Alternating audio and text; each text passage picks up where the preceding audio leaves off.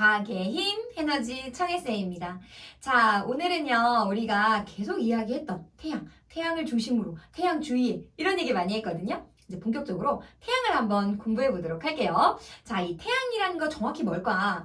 이 태양계에서요, 스스로 빛을 내는 유일한 항성, 즉, 유일한 별, 유일한 천체, 태양입니다. 네. 스스로 빛을 내고 있어요. 그렇기 때문에 어디에서나 우리는 항상 같은 모습을 볼 수 있고 항상 밝은 모습이죠. 태양이 나와 있습니다. 네, 어때요? 우리 친구들이 생각했던 태양의 모습인가요?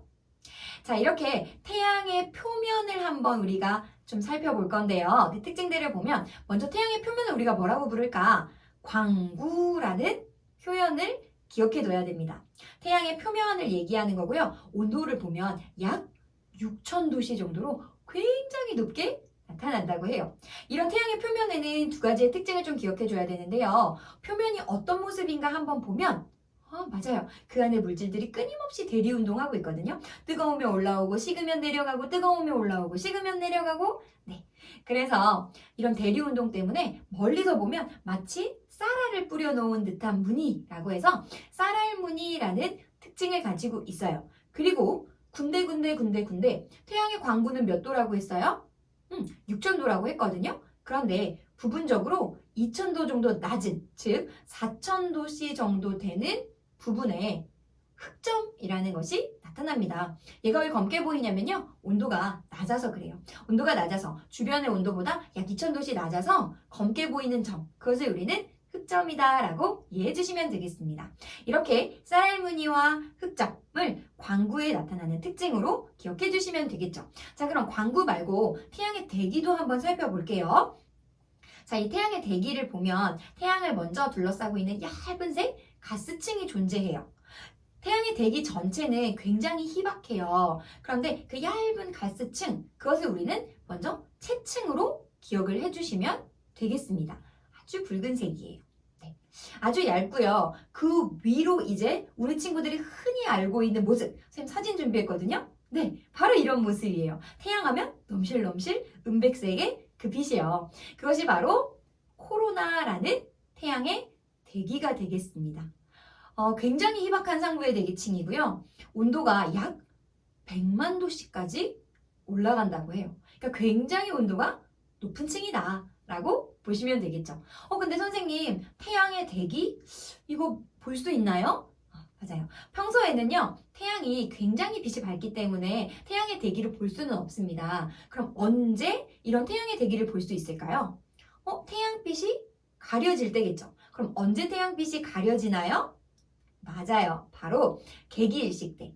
달에 의해서 태양이 가려지는, 완전히 가려지는 개기일식 때 태양빛이 탁 차단되면서 그 주변에 대기들을 볼 수 있는데요. 그때 채층이나 코로나 같은 것들을 볼 수 있다라고 같이 연결해서 기억해주면 되겠습니다. 됐나요? 자, 그러면 이런 대기에서 어떤 현상이 일어나는가 또 두 가지를 한번 살펴볼 건데요. 대기에서 태양은 가만히 있는 것이 아니라 끊임없이 운동하고 있어요. 그 운동하기 때문에 그 광구에 보면 온도가 굉장히 높아지면서 어떤 태양 운동 때문에 불기둥 같은 것들, 태양의 대전 입자들은 막 지구 쪽으로 방출하는 이렇게 불기둥 같은 것들이 막 올라오는데 우리는 그것을 홍염이라고 이야기를 합니다. 그래서 불꽃이나 혹은 고리 모양 같은 것들로 막 생겨납니다. 그뿐만 아니라 태양 활동이 막 활발해지면요.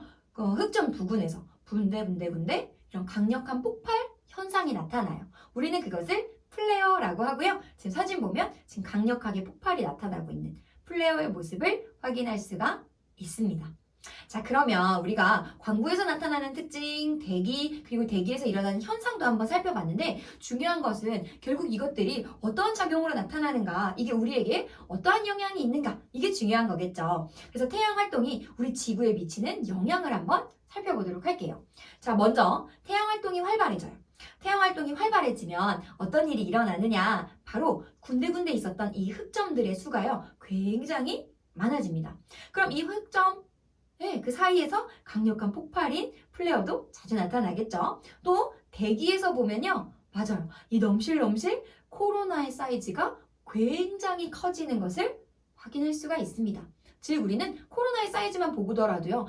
태양의 활동이 얼마나 지금 활발한지를 예측할 수 있다는 거죠. 자, 그러면 태양 활동이 활발해요? 흑점수 많아졌어요. 코로나도 사이즈가 커졌어요. 그럼 그 흑점 주변에서 강력한 폭발 현상도 많이 일어나겠죠? 불기둥도 많이 올라올 거예요. 홍염과 플레어가 자주 발생하게 돼요. 그러면 태양의 이 대전된 입자들이 우주 공간으로 막 방출되게 되겠죠? 그런 입자들을 우리는 맞아요. 지금부터 태양풍이라고 기억을 해주면 되겠습니다.